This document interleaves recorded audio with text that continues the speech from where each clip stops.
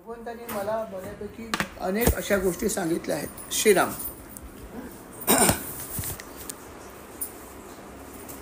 उद्धव म्हणाला की भगवंताने मला अनेक प्रकारचा उपदेश पण केला आहे आणि तो खूप चांगला उपदेश आहे. आणि अर्थात हा उपदेश जो आहे, हा उपदेश काय आहे हे अर्थात विदुराला पण जाणून घ्यायची इच्छा होती. आणि कशा प्रकारे हा उपदेश झाला तेव्हा उद्धव म्हणाला की हे सगळं नक्कीच मी सांगेन, कारण भगवंतानी मला हे सगळं सांगितलेलं आहे. आणि त्यामुळे मला तुला सांगायचं तर आनंदाची गोष्ट आहे की तुझ्यासारखा एक व्यक्ती मला इथे भेटला आणि सांगतो हे सांग. आणि तुझ्यासाठीच मी हा ऐकलेलं पण आहे, कारण मला भगवंतानी सांगितलं की कोणाकोणाला काय सांगायचं. त्याच्यामध्ये जो उपदेश मी ऐकला तो मी तुला नक्की सांगणार आहे, प्रश्नच नाही आहे. पण जो तुला उपदेश मला सांगायचा आहे तो करण्यापूर्वी अजून एक महत्त्वाची गोष्ट मी सांगू इच्छितो, ती ऐक. आणि मग त्यांनी जे आहे ते पुढे काय सांगितलं ते आपण आजच्या भागामध्ये ऐकूया. श्रीराम समर्थ. आजचा भाग क्रमांक 19 आहे. श्रीराम. विदुराला उद्धवाने सांगितलं की असं आहे की भगवंतानी तर हा देह जो आहे तो त्यांनी त्याग करण्याचं ठरवलं होतं.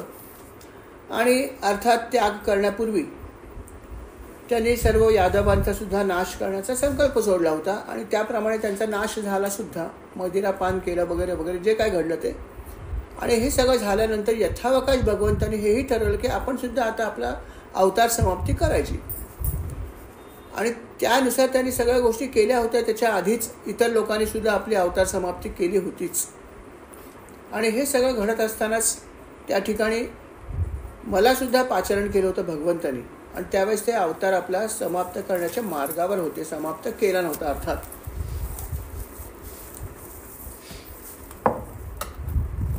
आणि हे सगळं करत असतानाच त्या ठिकाणी मैत्रेय मुनी सुद्धा जे आहेत, हे मैत्रेय मुनी सुद्धा आले होते. तर मैत्रेय मुनींनी सुद्धा त्यातल्या बऱ्याचशा गोष्टी त्यांनाही माहीत होत्या, त्यांनी त्या सगळ्या गोष्टी ऐकलेल्या आहेत. तर तुला आता जो काही उपदेश मी करणार आहे, माझ्याकडून तुला ज्या ऐकायच्या आहेत त्या ऐकण्यापूर्वी तू मैत्रेयांकडे आधी जा, असं उद्धवानी सांगितलं विदुराला. की तू पहिल्यांदा मैत्रेय स्वामींकडे जा किंवा मैत्रेय ऋषींकडे जा आणि मैत्रेय ऋषींची थोडी सेवा कर. मैत्रेय ऋषींची तू जेव्हा सेवा करशील, ती सेवा झाल्यानंतर ते सेवा करत असताना काही उपदेश ते तुला करतील आणि नंतर काही भाग मी तुला सांगेन. पण तू पहिली सेवा करणं जरुरी आहे. त्याच्याशिवाय तू हे सगळं ज्ञान मिळवू शकणार नाहीस, कारण मैत्रेय मुनींसुद्धा हे ज्ञान आहे आणि तुझी थोडी सेवा होणं जरुरी आहे. आणि अशा प्रकारचं भगवंतांनी सुद्धा मला सांगितलेलं आहे. तेव्हा असं सांगितल्यावरती अर्थात उद्धव हे म्हणाले की ठीक आहे. विदुर म्हणाले हरकत नाही, तुम्ही सांगितलं तर मी नक्की मैत्रेय मुनींची सेवा करीन.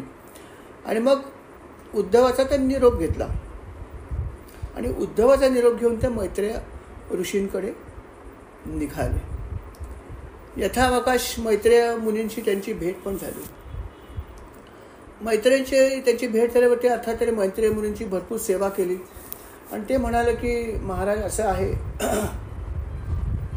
की मला असं सांगितलेलं आहे की तुमची सेवा मला करायची आहे आणि तुमची सेवा झाल्याशिवाय मला पुढचं ज्ञान मिळणार नाही आहे. आणि म्हणून मला आपली सेवा करायची इच्छा आहे, तरी आपण माझ्याकडून ही सेवा करून घ्या, असं मैत्रेय मुनींना त्यांनी सांगितलं. जेव्हा हे असं सगळं सांगितलं तेव्हा मैत्रेय मुनींना सुद्धा अतिशय आनंद झाला. ते म्हणाले की मला माहीत होतं की तू इथे माझ्याकडे येणार आहेस, मी त्याची वाटच बघत होतो. जसं आपल्याला माहिती आहे की बऱ्याच वेळा बऱ्याच अशा कथा आपण ऐकलेल्या की ज्यामध्ये गुरु हे आपल्या होणाऱ्या शिष्याची वाटच बघत असतात आणि किंवा त्याला मार्गदर्शन करण्यासाठी कधी कधी त्याचे ते गुरु नसतात सुद्धा, पण तरी कधी कधी ते वाट बघत असतात की आता जसं हा जो उपदेश आहे विदुराला, हा मैत्रेय मुनी आणि अर्थात उद्धव यांच्याकडून दोघांकडून होणार होता. परंतु त्याच्या आधी काही भाग जो आहे तो अर्थात मैत्रेयांकडून विदुराला मिळणार होता आणि नंतर उद्धवाकडून फायनली मिळणार होता. आणि अर्थात हे मैत्रेय मुनींना माहीत होतं, म्हणून मैत्रेय मुनी त्याची वाट बघत होते की ये मी तुझी वाट बघतोय. ते तेच म्हणले की तुझी वाटच बघतोय, तू कधी येशील. भले उपदेश शेवटी जो आहे तो केला उद्धवाने केला, शेवटचा भाग आहे तो. आणि असं बऱ्याच ठिकाणी घडत असतं नाही का. जसं आपण महाराजांची सुद्धा कथा ऐकली आहे की महाराजांना जेव्हा गुरु मिळत नव्हते तेव्हा महाराज अनेक ठिकाणी त्यांनी भ्रमण केलं, भारतभर भ्रमण केलं, अनेक पुरुषांकडे, मोठ्या मोठ्या संतांकडे ते गेले. जसं ते स्वामी समर्थांकडे पण गेले होते, ही पण त्यांच्या कथेमध्ये आहे. आणि स्वामी समर्थांकडे जेव्हा ते ज्या दिवस जाणार होते त्या दिवशी सकाळपासून स्वामी समर्थ म्हणत होते की माझा बाळ येणार आहे, माझा बाळ येणार आहे. असं ते सकाळपासून सगळ्या लोकांवर ओढत होते, नीट राहा, नीट राहा, त्याला त्रास देऊ नका. कोणालाच माहीत नव्हते की कोण येणार आहे. आणि जेव्हा तिथे महाराज अर्थात लहान होते त्यावेळेस ते, जेव्हा महाराज तिथे पोचले तेव्हा धावत जाऊन त्यांनी त्याला जवळ घेतलं, कुरवाला मांडीवर ठेवलं, त्याचे लाड केले, खूप खायला प्यायला दिलं. हे सगळं त्यांनी केलं. अर्थात गुरु त्यांचे ते नव्हते, परंतु उपदेश किंवा काही आशीर्वाद अर्थात स्वामी समर्थाने सुद्धा महाराजांनी दिलाच होता ना. आणि म्हणून त्याची वाट बघत होते. आणि ते त्यांना माहीत होतं की इथे येणार, असं हे सगळे महापुरुष आहेत, त्यांना सगळं माहीत असतं. तसंच या ठिकाणी जेव्हा विदुर तिथे पोचला त्यावेळेस मैत्रेय मुनी वाट बघत होते. म्हणले ये तुझी वाटच बघतोय मी, कारण तू इथे येणार हे मला माहीत आहे. आणि अर्थात जे काही मला सांगायचं मी तुला सांगणार आहे ते तू येच, तू ऐकण्यासाठी अतिशय योग्य अशी व्यक्ती आहेस.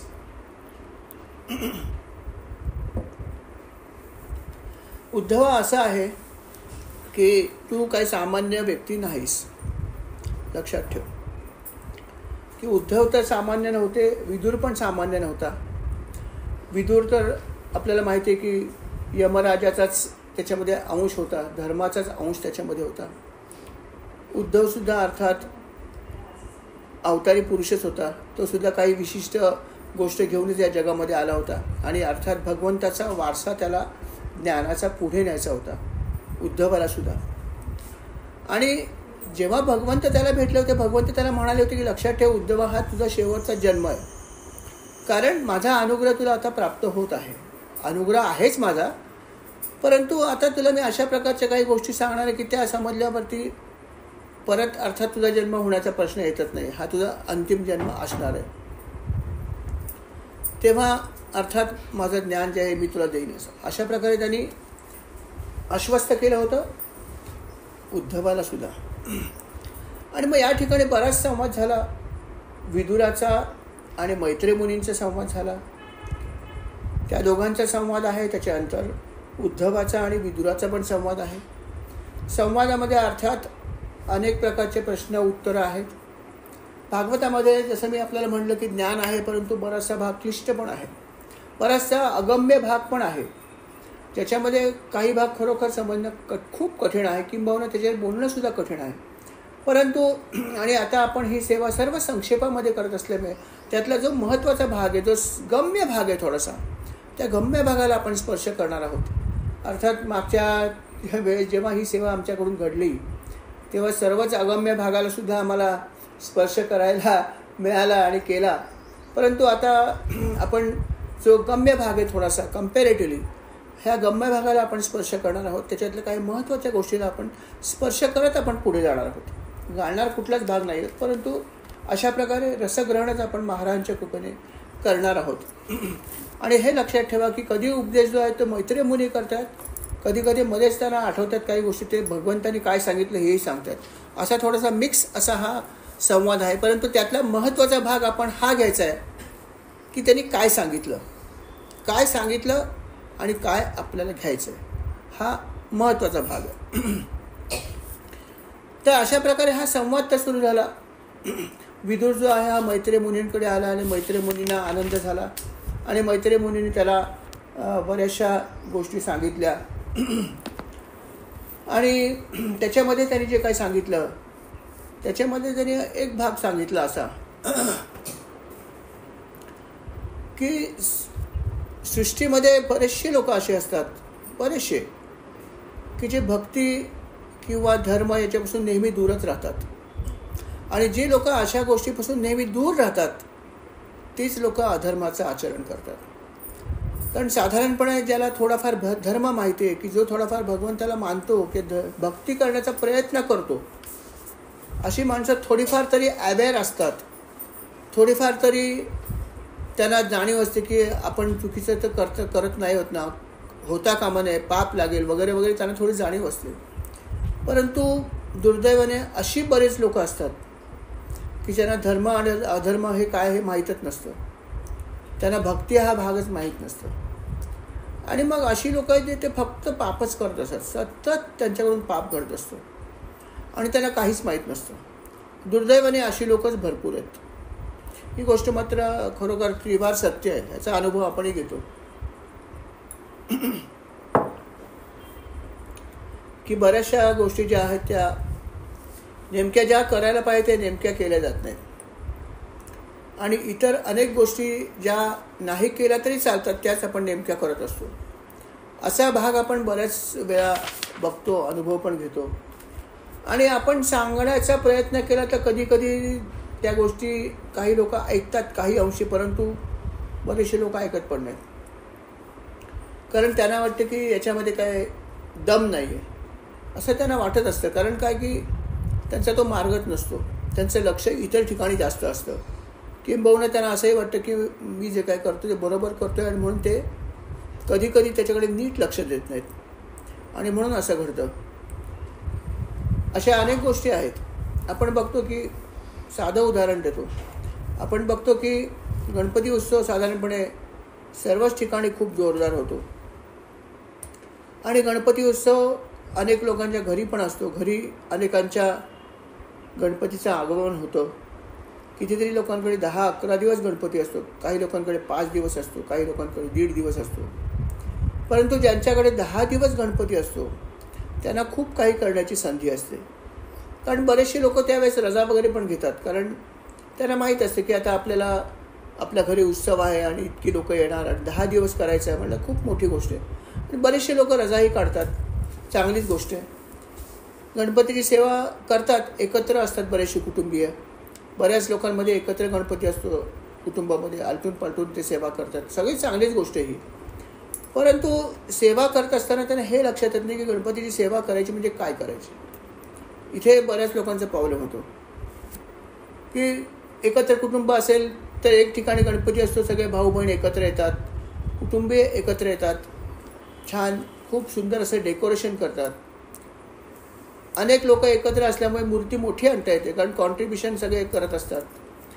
प्रसाद खूप चांगल्या प्रकारची क्वालिटीचे प्रसाद आणतात, खूप नवीन नवीन प्रसाद आणतात. सकाळ संध्याकाळ वेगवेगळ्या प्रकारचे प्रसाद बाहेरून पण आणतात. भोजन त्यांना खूप सुंदर प्रकारचं भोजन जे आहे ते मिळतं.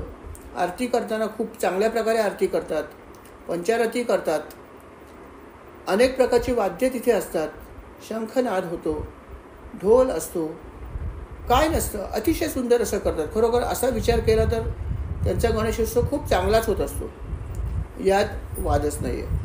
परंतु इतकं पुरेसं आहे का हे मला सांगा.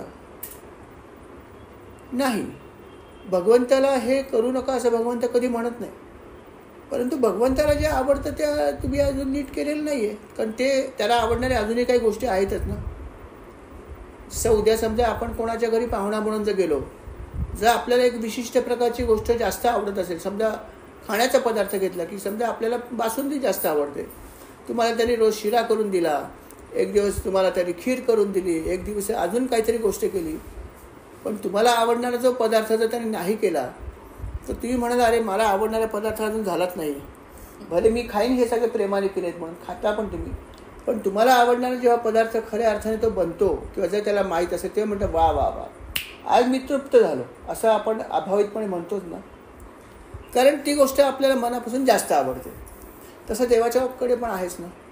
प्रत्येक देवाची सेवा तुम्ही कशी करा हे जे मी वर्णन केलं हे रँडमली अशा प्रकारे होते आणि चांगली गोष्ट आहे, नथिंग रॉंग.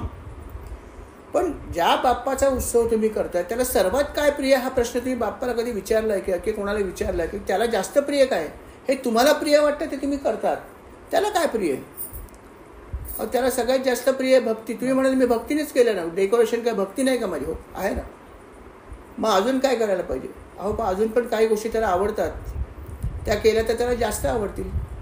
अजून कुठल्या गोष्टी आहेत ना, तुम्ही अथर्वशीर्ष शिका, ते म्हणाल शिका, ते म्हणा, याच्यामध्ये पण खूप भक्ती आहे. अथर्वशीर्ष हे खूप त्याला सर्वात जास्त प्रिय असं स्तोत्र असेल तर अथर्वशीर्ष आहे. परंतु अशा अनेक फॅमिलीज आहेत आजही 11 दिवस गणपती उत्सव करतात.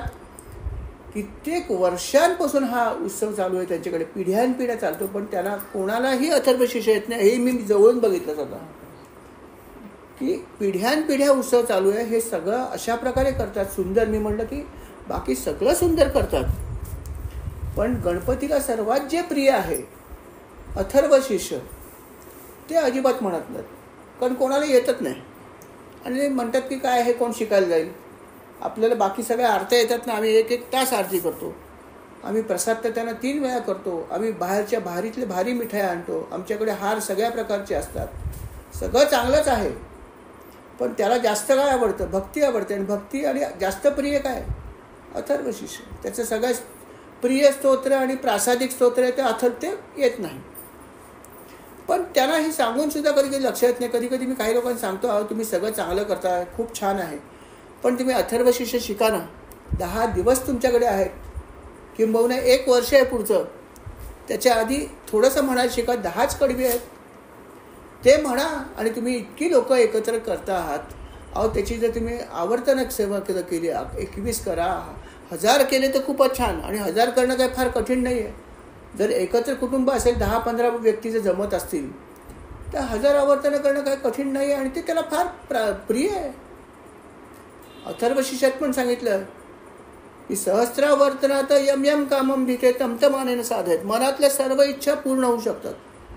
इतकी शक्ती आहे. ऑफकोर्स त्याच्यासाठी करू नका, पण जर तुम्हाला इच्छा असेल तर बाबा हेही त्याचं फलश्रुतीत सांगितलं आहे की 1000 आवर्तनं जर तुम्ही केलात तर यम यम कामम धिते तमतम आनेन साधेत आहे ना.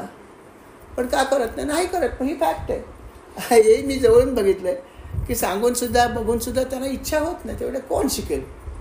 अहो इतका त्रास तुम्ही घेता आहात, इतकं चांगलं डेकोरेशन केलं, इतकं चांगलं प्रसाद बनवता, इतकी चांगली फुलं आणता, इतक्या चांगल्या माळा करता, ह्याला त्रास होतोच ना तुम्हाला. हां, मग तोही एक त्रास असेल, पण तो त्याला जास्त आवडतं ना, मग का करत नाही? पण नाही करत ही फॅक्ट आहे.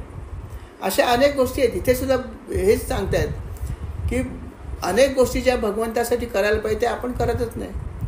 आणि कधी कधी तर भगवंताकडे ढुंकून पण बघत नाही. फक्त देवळामध्ये जातो, कधी संकष्टी आली की मंगळवारी मी जातो, किंवा मंगळवारी गणपतीला जातो, सोमवारी शंकराच्या देवळात जातो. पुढे काही माझं कर्तव्य आहे का हे अनेक लोक विचारतच नाहीत.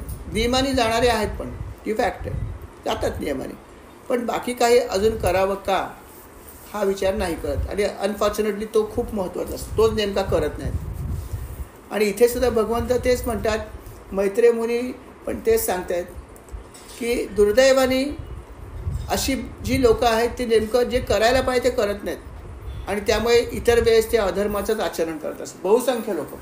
असं मैत्रेय मुनींनी पण सांगितलं. आणि म्हणून महत्त्वाचा भाग आहे की थोडंसं ज्ञान मिळवायला पाहिजे. त्यांनी हेच सांगितलं भागवतामध्ये सुद्धा की ज्ञानाची जोड पाहिजे तुम्हाला. भक्ती ही तुमची आहे ही चांगलीच गोष्ट आहे, पण थोडंसं ज्ञान घ्या.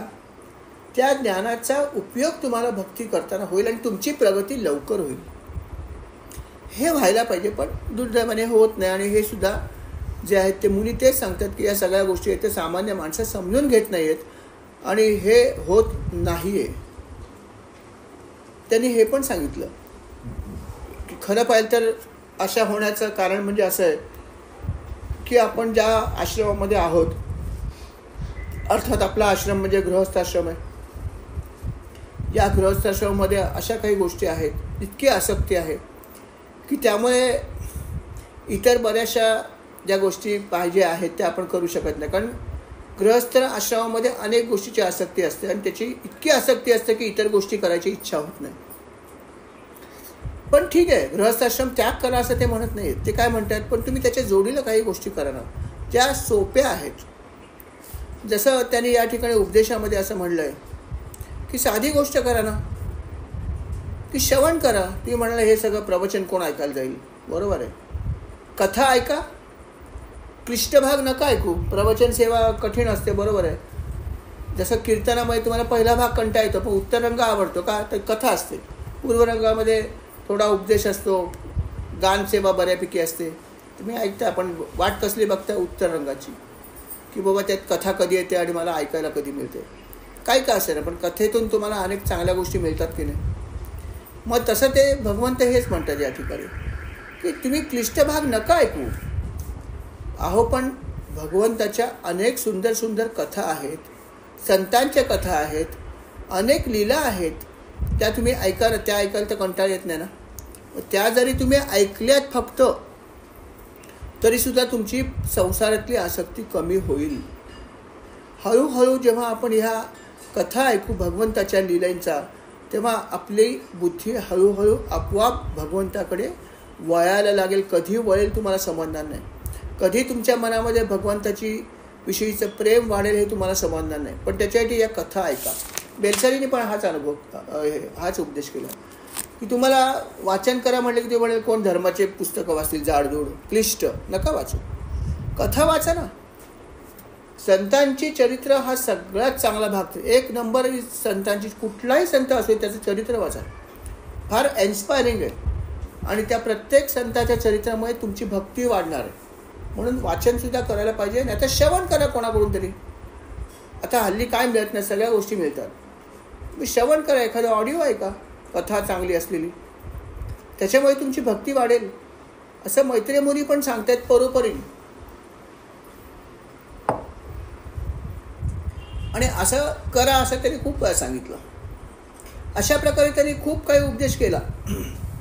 ते म्हणाले की भगवंताकडून मी अनेक गोष्टी ऐकलेल्या आहेतच, पण विदुरा गंमत अशी आहे की भगवंतांनी मला पण सांगितलं आहे की काही गोष्टी मी तुला सांगायच्या आहेत. काही गोष्टी अर्थात उद्धव सांगतीलच, पण काही गोष्टी त्यांनी मला सांगितल्यात की तू पण त्यांना उपदेश कर. आणि म्हणून मी तुला तुझी वाट बघत होतो की तू कधी येतोस, आणि म्हणून मी तुला हा सगळा उपदेश करतो आहे किंवा करत राहणार आहे.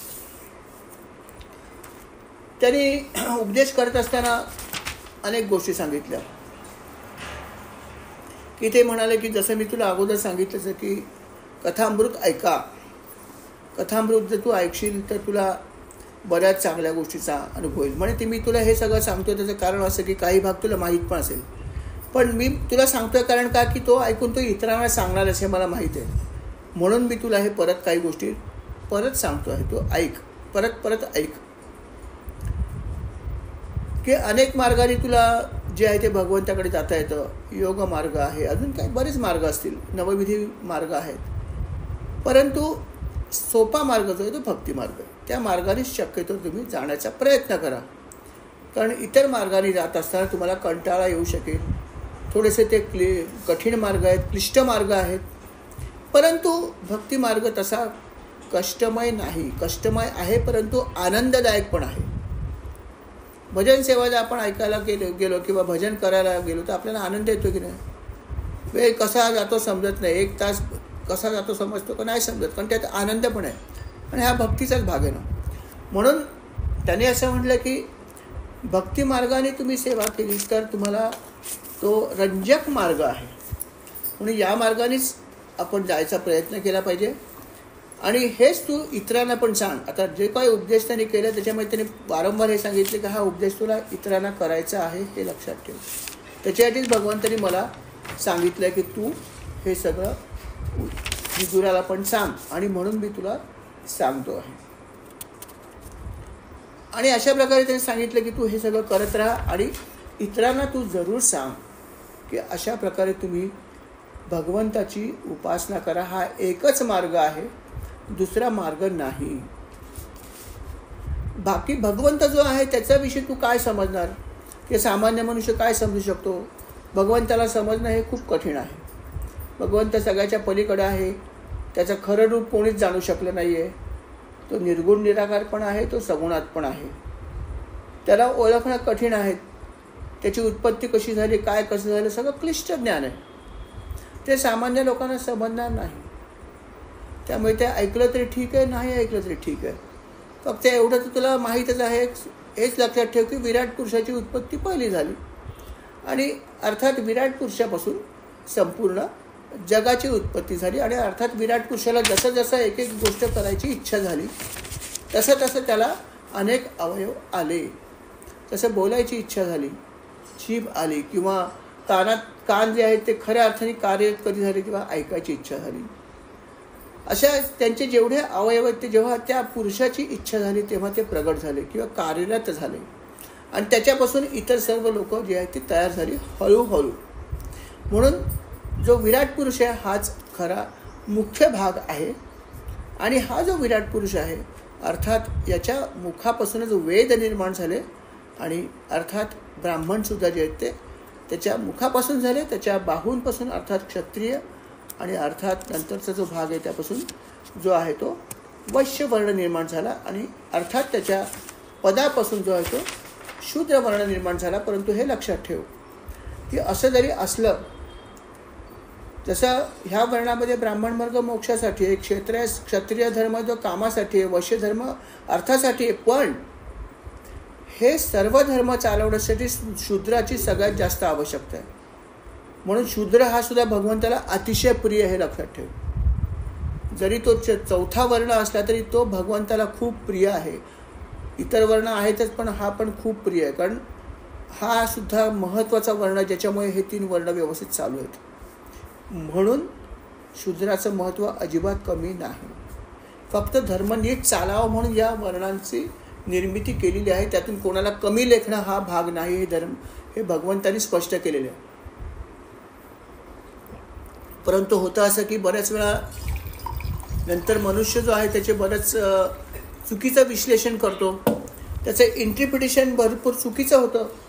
आणि मग कधी कधी हा भाग सुरू होतो की मी उच्चवर्णीय, तू अमका वर्णीय. हा सगळा जातीभेद जो आहे हा ईश्वराला किंवा संतांना कधीही मान्य नव्हता. हा आपणच आपल्यामध्ये चालू केलेला आहे. ही सगळी कामं जी आहेत ती ज्याला जी जमतात त्यांनी करायची आहेत म्हणून केलेलं आहे. म्हणून तर यात स्पष्ट लिहिलं आहे की शूद्र वर्णसुद्धा जो आहे तो भगवंताला अतिशय प्रिय आहे. शूद्र हे भगवंताला खूप प्रिय असतात. इतर वर्ण तर आहेतच, पण हा पण वर्ण भगवंताला खूप आवडतो. म्हणून कोणी असं समजण्याचं कारण नाही की मी या वर्णात आहे तर मी कनिष्ठ आहे, असं नाही. तुम्ही कुठल्याही वर्णात जन्म आला तरी काही फरक पडत नाही. भक्ती असणं हा सगळ्यात महत्त्वाचा भाग आहे. आणि दुसरा महत्त्वाचा भाग असा आहे की ज्या वर्णामध्ये मी जन्माला आलो त्या वर्णाच्या प्रमाणे मी माझं वर्तन पण ठेवलं पाहिजे ना. मी क्षत्रिय असेल तर माझं जे काम आहे ते मी करू शकत असेल तर क्षत्रिय. मी ब्राह्मण असेल तर मी ब्राह्मण वंशामध्ये जन्म घेतला असेल तर ब्राह्मणांना जे कर्म आहे ते मी केलं तर ब्राह्मण. वैश्य समजा मी असेल तर वैश्याला जे सांगितलं ते मी केलं तर वैश्य, ना तर कसला काय वर्ण आला का त्याला अर्थ नाही आहे. म्हणून शेवटी वर्ण जो आहे तो आपल्या वर्णामध्ये जे आपल्याला सांगितलेलं आहे तसं वर्तन करणं हा सगळ्यात महत्त्वाचा भाग आहे असं भगवंतांनी सांगितलं. म्हणून प्रत्येकाने हे लक्षात ठेवा की वर्ण जो आहे तो फक्त सर्व गोष्टी नीट व्हाव्यात म्हणून वर्णाची निर्मिती झालेली आहे. दुर्दैवाने हे आजही बऱ्याच लोकांना समजत नाही. दुर्दैवाने आपण बघतो समाजामध्ये की जेव्हा आंबेडकरांनी धर्मत्याग केला आणि त्यांचा दुसरा धर्म त्यांनी स्वीकारला, बौद्ध, अर्थात आपण त्यालाही हिंदू मानतो, परंतु फॅक्ट हीच होती की त्यांनी त्याग केला होता. परंतु ज्या धर्माचा त्यांनी स्वीकार केला, बौद्ध धर्माचा, का ते हिंदू धर्मामध्ये हे अशा प्रकारचे जातीभेद आहे असं त्यांना वाटलं आणि त्यांनी त्याग केला. त्याने खूप विचारपूर्वक, अशी माहिती आहे की त्यांनी खूप विचारपूर्वक धर्म स्वीकारला. त्यांना अनेक धर्माची ऑफर आली होती. त्यांना ख्रिश्चन लोक येऊन भेटले होते, कारण त्यांना माहिती होतं की आंबेडकरांकडे त्यांचे अनुयायी आहेत, एक चंक आहे. म्हणून त्यांना ख्रिश्चन लोक येऊन भेटले होते, त्यांना मुसलमान लोक येऊन भेटले होते, त्यांना शीख लोक येऊन भेटले होते, अनेक वर्णाचे लोक येऊन भेटले. त्यांनी सगळे बघितले आणि शेवटी बौद्ध धर्म स्वीकार केला. त्यांना असं वाटलं की हा जरा चांगला आहे, इथे वर्णभेद नाही आहे आणि हा हिंदू धर्माशी थोडासा जवळीक असलेला आहे. हा बघा, हा भाग पण त्याचा महत्त्वाचा आहे. ते हिंदूंचे द्वेष्टे होते असं जे आता वर्णन येतं तसं नाही आहे. की त्यांनी हाही विचार केला की मी उद्या जर हा धर्म त्याग केल्यानंतर 2 धर्मामध्ये फायटिंग होता कामा नये, अशी पण त्यांचा चांगली विचारसरणी होती. परंतु आता जे इतर लोक असतात ते त्याला वेगळं रूप देतात, हा भाग वेगळा. परंतु असा सगळा विचार करून त्यांनी हिंदू धर्माशी जवळ असलेला धर्म स्वीकारला आणि त्यांना हे अपेक्षा होती की जे हिंदू धर्मामध्ये होतं ते इथे होणार नाही. पण गमतीची गोष्ट अशी आहे की आज तुम्ही त्या धर्मात पण जाऊन डोकावून बघा, अनफॉर्च्युनेटली तिथेही हा प्रकार खूप आहे. त्यांच्यात पण ते एकमेकाला नीच, मध्यमवर्गीय आणि स्वतःला श्रेष्ठ समजणारे आज बौद्धांमध्ये पण ही गोष्ट आहे की बौद्धांमध्ये जी लोक तिथे थोडंसं धर्माचं ज्ञान घेतात ते इतरांना कनिष्ठ मानतात. हा मी स्वतः अनुभव घेतलेला आहे, म्हणून मी तुम्हाला सांगू शकतो ऑथेंटिकली की हे सगळं मी जवळून बघितलं आहे.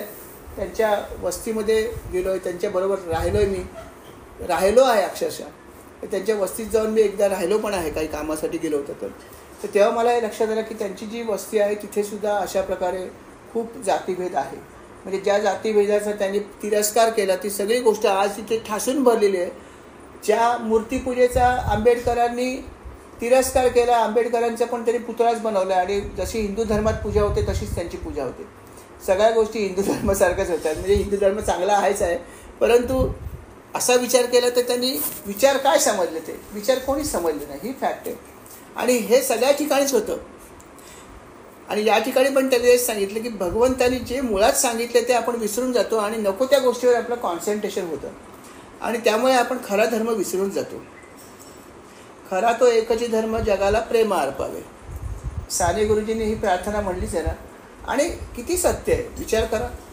प्रत्येक संतांनी प्रेमच केलंय ना. येशू ख्रिस्तानी पण प्रेमच केलंय ना.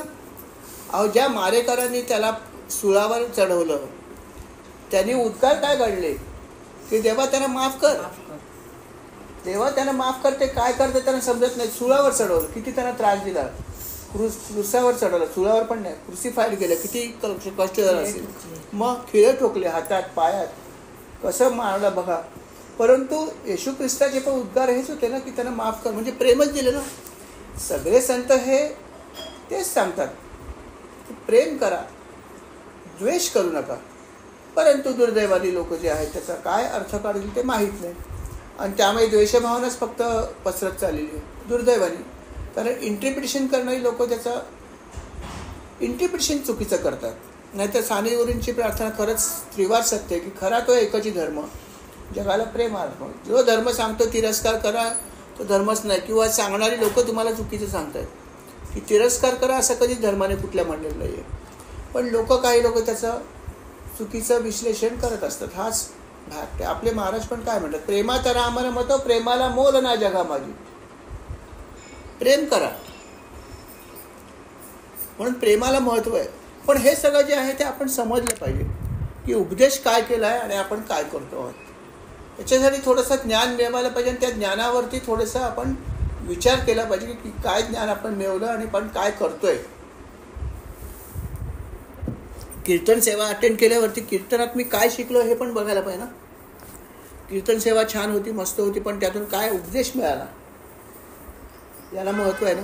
जसं आता इथे मंदिरामध्ये जेव्हा रामनवमीला एक सेवा त्या बाईने येऊन केली होती आपल्या इथे, त्यात त्यांनी खरंच एक खूप सुंदर भाग सांगितला होता की किती तत्व आहेत, काय आहेत, त्याचं खूप कॅल्क्युलेशन तरी करून सांगितलं होतं की तुमची काही नाव असं किती अक्षरी असो त्याचं त्याने कॅल्क्युलेशन केलं होतं. खूप सुंदर होतं आणि त्याच्यावरती आमच्या ताईने खूप अभ्यास करून ते सगळं शोधून काढलं आणि लिहिलं आहे. ते तिनेच सांगावं, तिच्याच तोंडून काहीतरी ऐका. पण जे कीर्तनकाराने सांगितलं ते काही गोष्टी नाही समजल्या, कारण ते अर्ध्या तासामध्ये किती सांगणार समजावून. परंतु त्याच्यावरती जेव्हा काही लोकांनी विचारलं तेव्हा ताईने आमचा अभ्यास केला त्याचा आणि समजावून सांगितलं की काय आहे, किती तत्व आहेत, कशी आहेत, आपलं नाव किती अक्षरी असेल तर त्याचं कॅल्क्युलेशन कसं होतं, ते कसं बरोबर आहे वगैरे वगैरे अनेक गोष्टी तिने सांगितल्या. म्हणजेच काय की जो उपदेश आपल्याला केला जातो त्या उपदेशाचं आपल्याला विश्लेषण करता आलं पाहिजे. त्याच्यासाठी आपण इच्छा ठेवली पाहिजे, तर आपण या सगळ्या गोष्टी समजू शकतो. पण आपली इच्छा असणं हे सर्वात महत्त्वाचं. परंतु तिथेच आपण थोडासा मार खातो की आपण सगळं गुरूंवर ढकलून देतो. त्यांची कृपा पाहिजे, मी काय करू. नेहमी आपण म्हणतो त्यांची कृपा आहे पण माझ्यावर कमी आहे, तुमच्यावर पण आहे, पण आपण इच्छाशक्ती कमी ठेवतो म्हणून आपली प्रगती होत नाही. हाच फक्त महत्त्वाचा भाग आहे. विदुराला पण त्याने अशा प्रकारे सांगितलं की मी तुला काही गोष्टी सांगतोय म्हणे, वारंवार सांगतोय, पण तू करून बघ शक्य आहे तू लोकांना सांग, त्याला त्याचा अनुभव येईल की तुम्ही भगवंताविषयी इतकं प्रेम निर्माण करा की तुम्हाला इतर गोष्टीविषयी प्रेम आपोआप कमी होईल. मला दुःख होतं, कारण का तर माझं विषयावरती आसक्ती आहे. भगवंतावर पण प्रेम आहे, पण भगवंतावर प्रेम थोडे टक्के आहे, विषयावर प्रेम जास्त टक्के, 80% 90% असेल, 10% इथे आहे. तो टक्का जो आहे तो इकडचा वाढवा. तिकडे तुमचं प्रेम कमी झालं की दुःखच होणार ना. एखादी माझ्याकडे असलेल्या 10 वस्तूपैकी एखादी वस्तू जी मी वापरत नाही, खराब व्हायला आली, ती पडली तर काय दुःख होत नाही, जाऊ द्या, जुनीच झालेली. पण जी वस्तूवरती आपलं खूप प्रेम असेल, तिला काही जर झालं, अरे रे इतकी चांगली वस्तू, काय आसक्ती आहे. वस्तू निर्जीव असते, पण आसक्ती माझी किती आहे त्याच्यावर अवलंबून आहे, काय भावना आहे ते. म्हणून त्यांचं असं म्हणणं आहे की तुम्ही भगवंताची स्तुती, भगवंताचे गुण, त्यांच्या कथा ह्या जर ऐकल्यात तर तुमची ही आसक्ती कमी होईल. आणि मग इथली आसक्ती कमी झाली तर भगवंताचं प्रेम आपोआप वाढेल ना. आणि हे वाढलं तर तुमची प्रगती नक्की होणार. पण दुर्दैवाने आपण करत नाही, म्हणून आपली स्थिती कशी होते. तरी सुंदर एक उदाहरण दिलं. ते म्हणलं की जसं पाण्यावर, पाणी समजा आहे, निश्चल आहे, छान पाणी आहे, त्याच्यामध्ये जर कधी कधी चंद्र दिसतोय, सुंदर प्रतिबिंब उमटलं आहे, आपण बघतोय बाबा किती छान पाणी आहे, किती छान प्रतिबिंब दिसतंय पाण्यामध्ये. आणि त्याच्यामध्ये जर समजा पाण्यामध्ये समजा जर हालचाल झाली किंवा एखादा थेंब पडला, काही पडलं, तर लगेच ते दिसत नाही, तरंग उमटतात.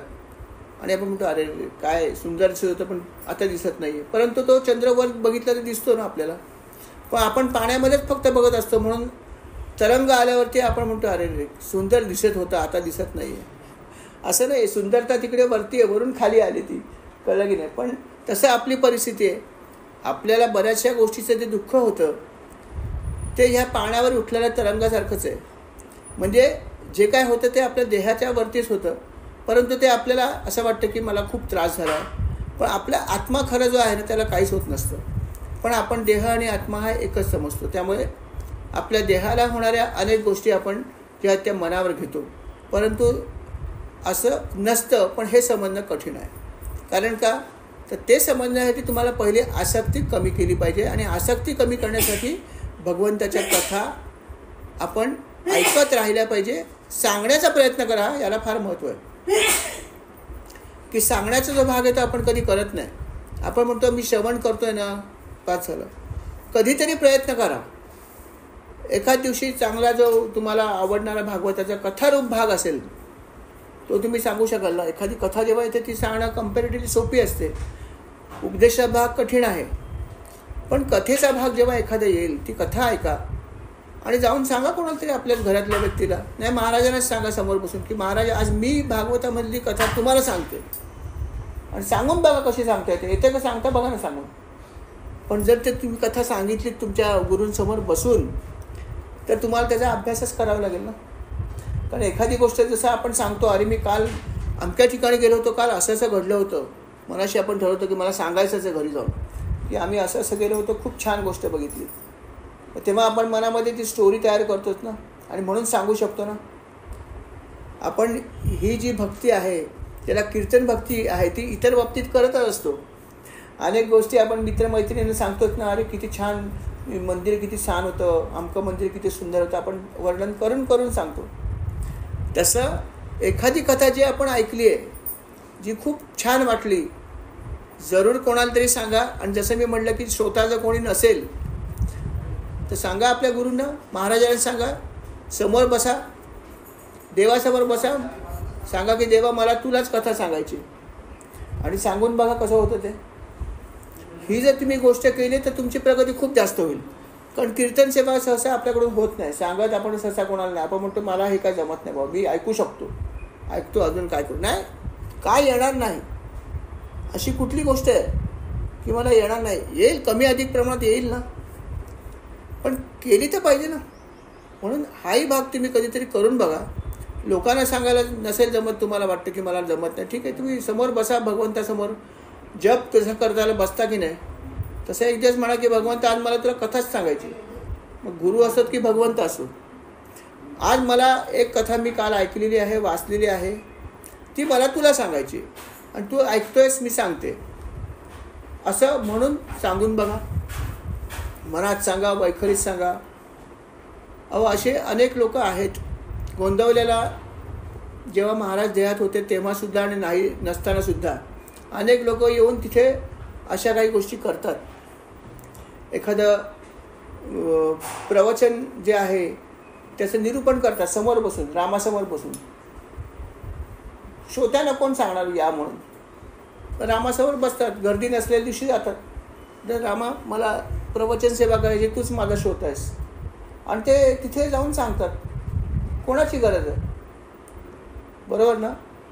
आणि तो ऐकते ही भावना. उलट ही सेवा तुमची खूप चांगली. मी म्हणतो की अशा प्रकारे जर तुम्हाला ईश्वराशी जर संधान साधता आलं तर खूपच चांगली गोष्ट आहे. आणि तो ऐकत असतो. हे तर त्रिवार सत्य आहे. बरोबर की नाही? सगळ्यात हक्काचा श्रोता जो आहे तो आपला ईश्वर आणि आपले गुरुच आहेत. त्यांना तुम्ही कधीही सांगू शकते की मला सांग, आणि सांगून बघा. हा प्रयोग आपण करून बघा. आणि हा जर केला तर आपल्याला नक्कीच त्यातून अनेक गोष्टीचा अनुभव येईल. अनुभव आल्याशिवाय राहणार नाही हे लक्षात ठेवा. फक्त करण्याचा प्रयत्न करा. आणि नंतर जेव्हा तुमची भीड चेपेल, जेव्हा तुम्ही अशा प्रकारच्या कथा सांगून यायला लागते एखादी गोष्ट, आणि नंतर सांगा की आज मी कोणाला तरी सांगणार आहे. 2 मित्रमैत्रिणी सत्संगातल्या बोलवा आणि सांगा की आज मी सांगते कथा. तुम्हाला सांगून बघा काय फरक पडतो. सेवा आहे ना. तशी आपण इतर अनेक सेवा करतो की मी सेवा करते बाबा, झाली प्लस मायनस चालेल. तशी ही सेवा करून बघा. पण जर आपण अशा प्रकारे केली तर नक्कीच होईल. आणि या ठिकाणी भागवतात पण त्यांनी तेच सांगितलं आहे. अशाच प्रकारचा उपदेश त्यांनी केला की दुर्दैवाने ह्या सगळ्या गोष्टी लोक करत नाहीत. आणि या गोष्टी सर्वांनी कराव्यात हे तू समजून घे. आणि तुला जर समजलं तर तू लोकांना नक्की सांगू शकशील. आणि म्हणून तू हे सगळं नीट ऐक. अशा प्रकारे जे आहे ते विदुराला मार्गदर्शन करतात मैत्रेय मुनी. अर्थात विदुर ह्या सगळ्या गोष्टी अगदी मनःपूर्वक ऐकत होता. कारण त्याला माहीत होतं की ही सगळी जी गोष्ट आहे मला ऐकायची आणि पुढे पण न्यायची आहे मला. आणि अर्थात अजून काही ज्ञान बाकी आहेच ना. मैत्रेय मुनी तर ज्ञान देत आहेत, नो डाऊट अबाउट इट. परंतु अजूनही काही ज्ञान मला मिळणार आहे. ते मला अर्थात उद्धवाकडून मिळणार आहे. पण त्याच्या आधी मला यांच्याकडून सुद्धा बरंचसं ज्ञान प्राप्त करायचं आहे. आणि म्हणून तो ह्या सगळ्या गोष्टी मनःपूर्वक ऐकतायत आणि अर्थात आनंदाने ऐकतायत. आणि त्याच आनंदाने त्यांना मैत्रेय मुनी पण सांगतायत की कशा प्रकारचं ज्ञान होतं, कशा प्रकारच्या काही गोष्टी होत्या. असा खूप उपदेश त्यांनी केला आहे. आणि अशा प्रकारे उपदेश करत असताना विदुर पण मधून त्याला काही प्रश्न विचारायचे. असं नाही की विदुर फक्त ऐकत होते. विदुर हे असं म्हणायला हरकत नाही एक हुशार विद्यार्थी होते. हुशार विद्यार्थी जे असतात ते प्रश्न विचारतात बरेचसे. कारण क्युरियोसिटी असते आणि ते विचारतात. आणि त्यांचं लक्ष पण खूप बारीक असतं. हे महत्त्वाचा भाग आहे. प्रश्न विचारण्यासारखी तुम्हाला प्रत्येक गोष्ट नीट ऐकायला पाहिजे. जर तुम्ही नीट ऐकली तर तुम्हाला शंका येऊ शकते. शंका येणं हे वाईट नाही आहे. पण शंका येण्यासाठी तुम्हाला अतिशय बारकाईने सगळ्या गोष्टी नीट ऐकायला पाहिजे. तरच तुम्ही त्या विचारू शकता. आणि अशा प्रकारची जी लोक असतात ते टीचर्सना पण आवडतात. टीचर पण म्हणतात बा मी एवढं सगळं शिकवलं, मला निदान 2 मुलांतरी विचारलं की मॅडम याच्यामध्ये पुढे काय अजून सांगा. त्यांना त्याचा जास्त आनंद होतो. अन्यथा आपले 40 मिनटं त्यांचा पिरियड आहे ते बोलतात आणि निघून जातात. हे तर सगळ्या ठिकाणी होतच असतं. ते म्हणतात माझा 40 मिनटं मी बोलली, तुम्हाला काय करायचं तुमचा भाग आहे. परंतु जेव्हा 1-2 विद्यार्थी म्हणतात नाही मॅडम आम्हाला जरा अजून सांगा की ह्याचं काय आहे, त्यांना आनंद होतो. भले 40ची 45 मिनटं झाली हरकत नाही. पण त्यांना असं वाटतं की कोणतरी माझं मनापासून ऐकता पण आहेत की मी ड्युटी म्हणून करते आणि ते नाईलाज म्हणून बसले. असं चित्र आणि मनःपूर्वक कोणी श्रवण करतं ह्यात फरक आहेच ना. तो फरक सगळ्या ठिकाणी आहे, लक्षात ठेवा. ते शिक्षक असो, विद्यार्थी असो, भगवंत असो, भक्त असो, सगळ्या ठिकाणी हा फरक आहेच ना. भक्ती सगळेच करतायत पण ज्या प्रकारे तुम्ही करता यालाच महत्त्व जास्त आहे. आणि हेच या ठिकाणी त्यांनी पण सांगितलं की तुम्ही जे कराल ते जरा मनःपूर्वक करा. मला केळकरांचं खरंच कौतुक वाटतं आहे. दररोज आम्ही म्हणतो सुद्धा की बघा जेव्हा आपली ही भागवत सेवा होते, संपते, दुसऱ्या क्षणीशी अनंत कोटी ब्रह्मांडना किती खणखणीत आवाजात आणि दुसऱ्या क्षणी एक क्षण पण वाया जात नाही. खरोखर तुम्ही विचार करा की किती प्रत्येक गोष्ट किती ते बारकाईने ऐकतात आणि किती त्यांचं लक्ष असतं.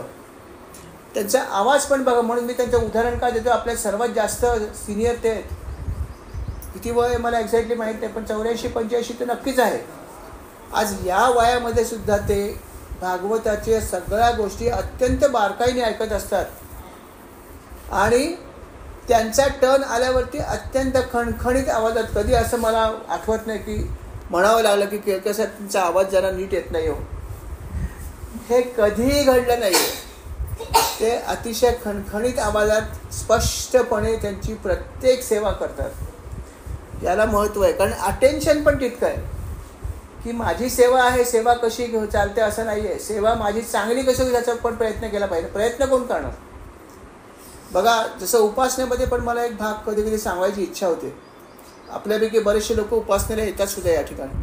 मी तुम्हाला एक सांगेन की जेव्हा आपली टर्न असते, आपल्या मंदिरामध्ये 5 रविवारी 5 साधकांच्या ग्रुप्स आहेत, ते त्यांची सेवा आल्यावरती वेगवेगळ्या सेवा करतात. कोणी नामस्मरण करतं, कोणी प्रवचनाचं वाचन करतं, कोणी रामरक्षा म्हणतं, जे काय असेल ते. परंतु त्या सगळ्या सेवा करत असताना ती सेवा माझ्याकडून उत्कृष्ट कशी होईल हे बघायला नको का?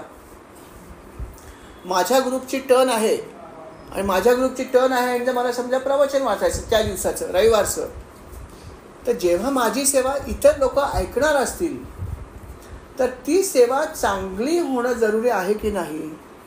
तुम्ही प्रवचन काय वाचताय हे जर तोंडातल्या तोंडात वाचलात, अस्पष्टपणे वाटली, तर ती सेवा जरी सेवा असली तरी पण ती चांगली झाली का? नाही. ते सेवा समजली का लोकांना? नाही समजली. काय प्रवचन समजलंच नाही, निरूपण करणार काय करणार त्याच्यावर? म्हणून आपली सेवा चांगली कशी होईल याचा प्रयत्न केला पाहिजे. जसं आपण भागवताची पूर्वी जेव्हा ही सेवा होती त्याच्यामध्ये आपण प्रत्येकाला एक अध्याय वाचायला सांगितलेलं. अध्याय वाचन झालं की मग निरूपण सेवा असायची.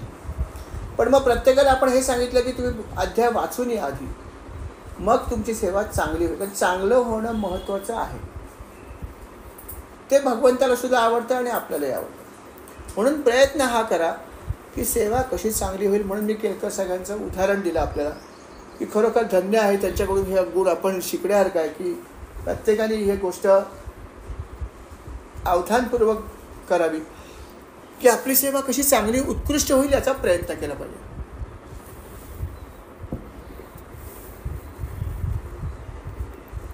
अशा प्रकारे जे आहे ते उद्धव जो आहे त्या उद्धवाला मैत्रेय मुनीने अशा अनेक प्रकारचा उपदेश केला.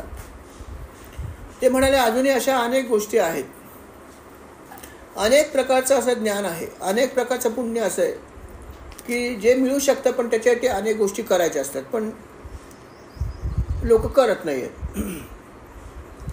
तेव्हा उद्धव म्हणाला की महाराज मला सगळ्या गोष्टी ऐकायच्या आहेत, सगळ्या मला तुम्ही विस्ताराने सांगा.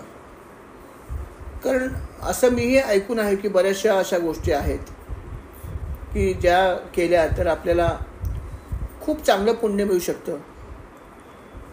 की ते पुण्य अशा प्रकारचं पुण्य आहे की जन्ममृत्यूपासून आपली सुटका होऊ शकते, अशा प्रकारचं पण काही पुण्य आहे. तर हे सगळं काय आहे हे मला सगळं माहिती पाहिजे आपल्याकडून. अनेक प्रकारची पुराणं पण आहेत, त्याचं काय महत्त्व आहे याच्यामध्ये की एवढी पुराणं लिहिलेली आहेत, 18 पुराणं आहेत, त्यांचं काय महत्त्व आहे? त्यातली कुठली पुराणाचा मी अभ्यास करू का ते तुम्ही मला सांगा. किंवा इतर जे ऋषीमुनी आहेत किंवा इतर लोक आहेत ते काय करतायत, त्यांच्याप्रमाणे काय एखादी गोष्ट करू का? अशा अनेक गोष्टी मी ऐकल्या आहेत, परंतु तुम्ही मला हे सांगा की मी काय करू अजून, हे तुम्ही मला सांगा. अर्थात त्याच्यावरती त्यांनी उत्तर दिलं. ते म्हणाले की बरंचसं ज्ञान जे आहे ते क्लिष्ट आहे, मी तुला तरी पण सांगण्याचा प्रयत्न करणार आहे असं ते म्हणाले. आणि त्यांनी पुढे जे काही सांगितलं आहे ते अर्थात आपल्याला उद्याच्या भागामध्ये ऐकायचं आहे. या ठिकाणी आपला हा भाग क्रमांक जो आहे हा 19 समाप्त होत आहे. श्रीराम समर्थ. या भागाची जी काही सेवा झाली अतिशय क्लिष्ट अशी सेवा होती. जसं मी म्हणलं आपल्याला की खूप क्लिष्ट अशी ही सेवा होती, महाराजांच्या कृपेची सेवा झाली.